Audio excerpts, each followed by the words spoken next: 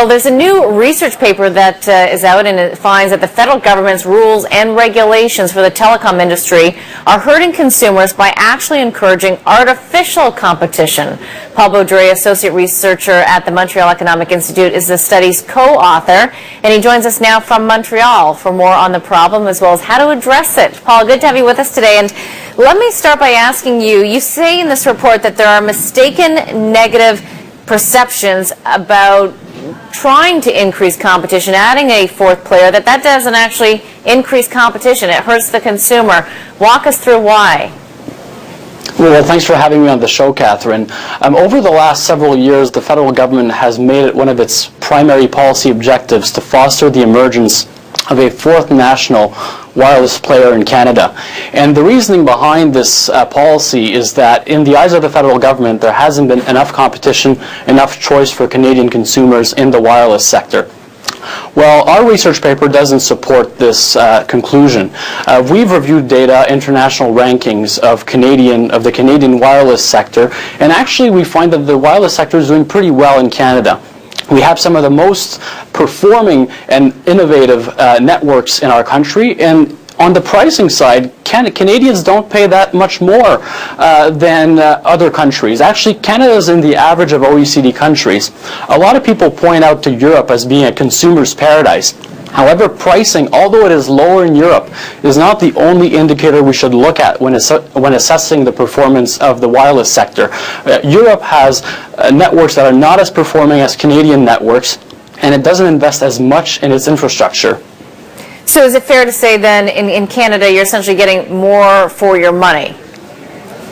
Absolutely. When you look at investment in infrastructure, Canada has, Canadian telecom carriers have invested 35% more in, their investments in telecom has risen 35% over the last 5 years, whereas in Europe it has been reduced by 4%. And if you just look at Canadians having access at the latest generation of networks, that is the 4G networks, well, 14% of the Canadian population has LTE or 4G connection, whereas in Europe it's on average 2 or 3%. So we have to look at the quality of the service we get for the price we pay, not only the pricing in a silo.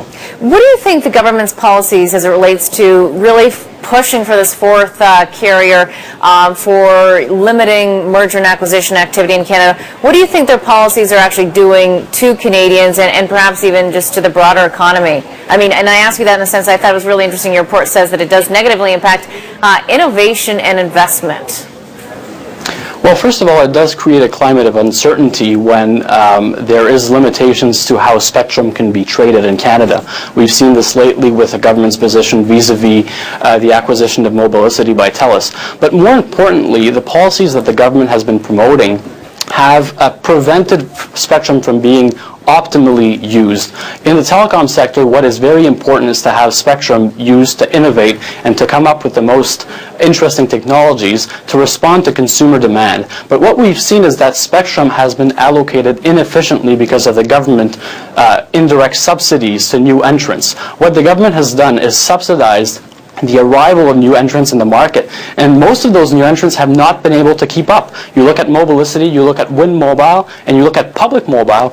All of those three new entrants use spectrum that could have been better used by another party. They weren't able to succeed in the market, and therefore the federal government's policy to artificially create competition by allowing people who don't have the ability to compete in the market has hurt consumers in the long term. Paul, unfortunately, we have to leave it there. I hope to have you back on the program. So much more to discuss. Thank you for the report and for joining us today. Thanks for having me, Catherine. Thank you. That was Paul Beaudry, Associate Researcher at the Montreal Economic Institute.